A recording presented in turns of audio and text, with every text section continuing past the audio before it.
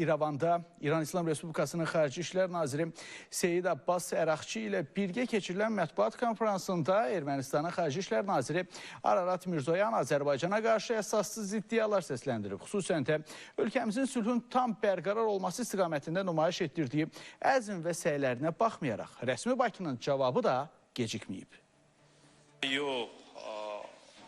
İrəvanda İran İslam Respublikasının Xarici İşlər Naziri Seyid Abbas Əraqçı ilə birgə keçirilən mətbuat konferansında Ermənistanın Xarici İşlər Naziri Ararat Mirzoyan güya Azərbaycanın sülh müqaviləsinin mətni üzrə razılaşma əldə edildikdən sonra yeni şərtlər irəli sürdüyünü iddia edib. Əslində, onun yeni kimi təqdim etməyə çalışdığı Azərbaycanın tələbləri Ermənistan Xarici İşlər Nazirinə yaxşı məlumdur.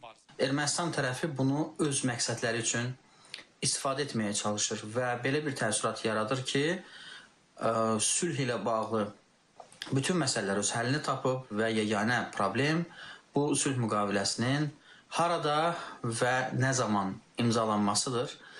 Lakin qeyd etmək istəyirəm ki, bu yanlış təəssüratdır, çünki Ermənistan konstitusiyası dəyişdirilməlidir. ATƏT-in Minsk qrupu buraxılmalıdır və bu məsələlər çox ciddi siyasi hüquqi əsaslı məsələlərdir. Məlumdur ki, Ermənistan tərəfi sülh müqaviləsinin imzalanmasında maraqlıdırsa, vaxt itirmədən konstitusiyasında dəyişiklik edərək Azərbaycana qarşı ərazi iddialarını əl çəkməli, Minsk qrupunun rəsmən ləğvi istiqamətində əməkdaşlıqdan boyun qaçırmamalıdır. Azərbaycan bütün mübahisəli məsələləri bir proses çərçivəsində həll etməkdə maraqlıdır və bu baxımdan Minsk qrupu kimi heç bir torpaqların azadlığı, BMT qətnamələrinin və digər nüfuzlu beynəlxalq təşkilatların qərar və qətnamələrinin icrası istiqamətində praktiki addım atmayan bu geosiyasi klubu ləğv etməkdə maraqlıdır.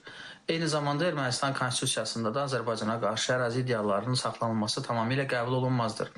Qeyd edək ki, Azərbaycanın Xarici İşlər Nazirliyinin mətbuat katibi Ayxan Hacızadə də Ararat Mirzoyanın iddialarını şərh edərkən bildirib ki, Ermənistan tərəfinin güya Azərbaycanın bu şərtləri yeni irəli sürdüyü barədə iddiaları beynəlxalq ictimaiyyəti çaşdırmaq məqsədi daşıyır və bu taktika heç bir nəticə verməyəcək. Rövşən Əliyev, Space xəbər.